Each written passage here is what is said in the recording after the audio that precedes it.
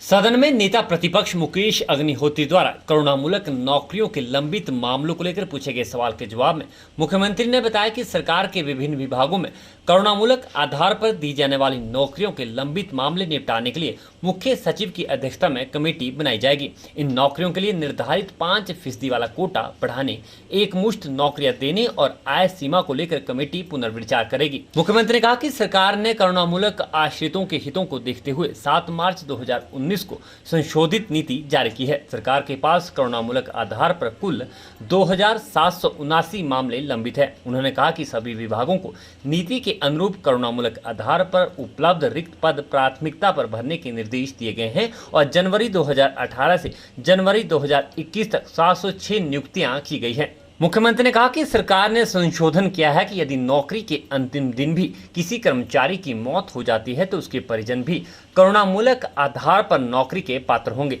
आय सीमा 2,50,000 रुपए की गई है। जुलाई 2019 तक नौकरियों के 4,040 मामले लंबित थे। अब मामले 2,779 रह गए हैं। विभागों में भरे जाने वाले कुल पदों का 5% कोटा इन नौकरियों के लिए रखा गया है। इसे बढ़ाने पर विचार किया जाएगा। उन्होंने कहा कि कुछ मामले हाई कोर्ट में गए हैं। मुख्यमंत्री ने कहा कि एक मामले में सुप्रीम कोर्ट ने कहा है कि परिवार की पेंशन को भी आय में जोड़ा जाए। इस मामले को लेकर भी कमेटी पुनर्विचार करेगी। प्रश्नकाल के दौरान अनुबंध कर्मचारियों से जुड़े सवाल का जवाब न मिलने पर कांग्रेस विधायकों ने खूब हंगामा किया। ये बहुत बेहतर नीति 2019 में बना करके लाई और उसमें उनको लाभ भी मिला। बहुत सारे लोग जो पात्र ही नहीं रह गए थे, 50 साल की आयु के बाद किसी का अगर मृत्यु होती थी, पूर्व सरकार में तो ये नियम था कि उसमें उसके बाद वो एलिजिबल ही नहीं हो पाते थे।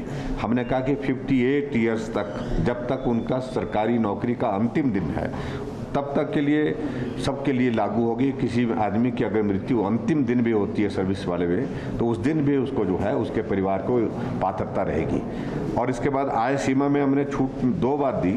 अब 2.5 लाख का प्रोविजन उसमें किया है और उसमें बढ़ाने की बात आ रही है। 5% कोटा जो है वो निर्धारित इस कारण से करना पड़ा है क्योंकि सुप्रीम कोर्ट ने कुछ थोड़ी सी इस पर सख्ती की थी कि ये जो नियम आप लोग इस प्रकार करुणामूलक आधार पर नौकरी देने की बात कर रहे हैं, ये अधिकार के रूप में नहीं लिया जा सकता है।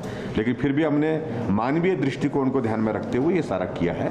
और अभी आज हमने जो अनाउंस किया है कि चीफ सेक्रेटरी की अध्यक्षता में एक कमेटी कॉन्स्टिट्यूट की जाएगी। उसमें ये 5% कोटा, उसके बाद इनकम क्राइटेरिया और उसके बाद एलिजिबिलिटी वाले जो एस्पेक्ट्स हैं सारे के सारे जो है वो उनको हम एक बार एग्जामिन करेंगे। ये हमने बात की।